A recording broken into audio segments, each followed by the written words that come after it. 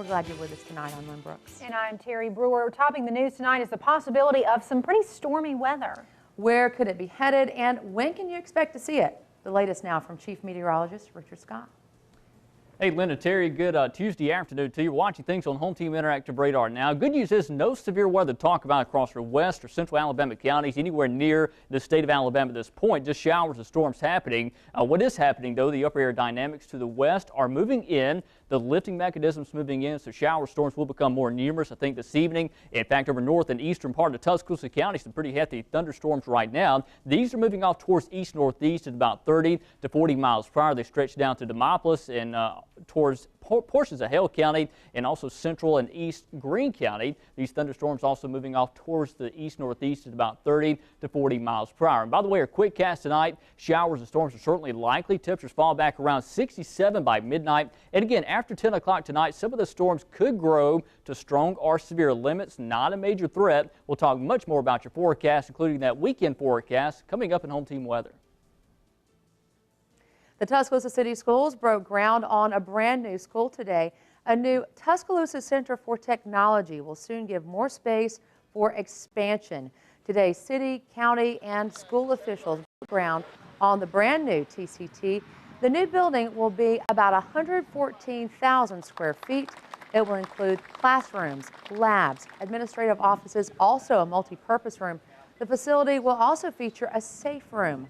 The principal says the new facility will give students the tools they need for success. They've got everything in their backpack that they're going to need when they leave home, that they'll know what they want to do, and they'll have an idea of how they need to go about doing that. It's just sort of helping them to plot their life and their future and provide for their future. The new Tuscaloosa Center for Technology is expected to open in fall 2013. And with the new facility, school officials are hoping they can better prepare students for their future jobs. The new space will allow the school to add new programs to support students, whether they decide to go to college or straight to the workforce. WVUA's Daniel Sparkman joins us live from Tuscaloosa with more. Daniel.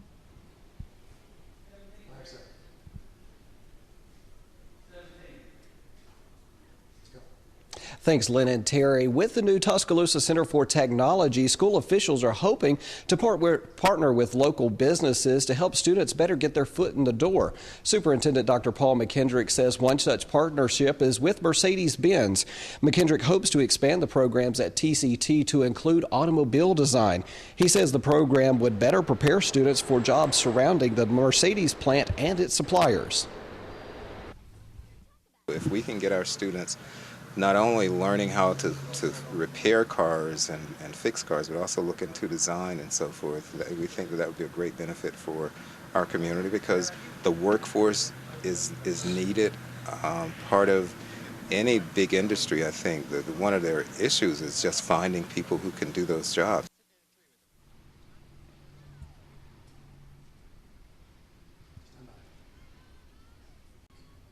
Now, Lynn and Terry, Dr. McKendrick says he also hopes the school can expand into other areas, possibly even biotech engineering. Terry? All right, thank you, Daniel. Thanksgiving brings to mind family gatherings and favorite foods, but this year some people in West Alabama need a little extra help because they're still recovering from the April storms. That's where the Salvation Army steps in. WVUA's Matt McCoy joins us with more. Matt? That's right, Terry. The Salvation Army is gearing up for a big event next week, their annual Thanksgiving dinner. Even though their building was destroyed by the April tornado, organizers say their work goes on. Salvation Army Captain Dean Moretz says they plan to set up a mobile unit at their old site to feed residents. Moretz says because their original facility was destroyed, they're working out of 4 different locations around the area, but they will continue to do work in the community they were originally based in. He said right now they're in need of donations to help make sure they have enough food for everyone. The more that we can get, the more that we can help, and a lot of our supplies are used locally. We don't send it off to other locations. We use it here in the Tuscaloosa area. If you would like to know more information about how you can help, it's simple. Just pick up the phone, call the Salvation Army of Tuscaloosa. The number is 205-339-0012.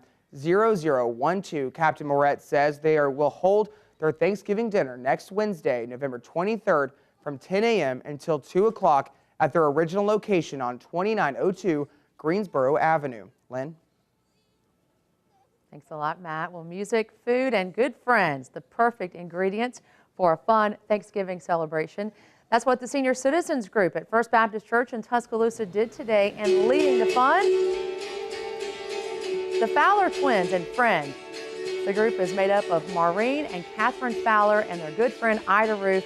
They broke out their dulcimers, also their auto harp, and played all those good favorite Appalachian tunes that Terry Brewer likes to listen to in her spare time. You usually get more frightened and more nervous when you play around people you know than you do with people you don't know, because they're going to notice. They're going to notice all your mistakes. And I have to tell you, they are a really fun group. The Fowlers told us they've been entertaining friends for more than 20 years.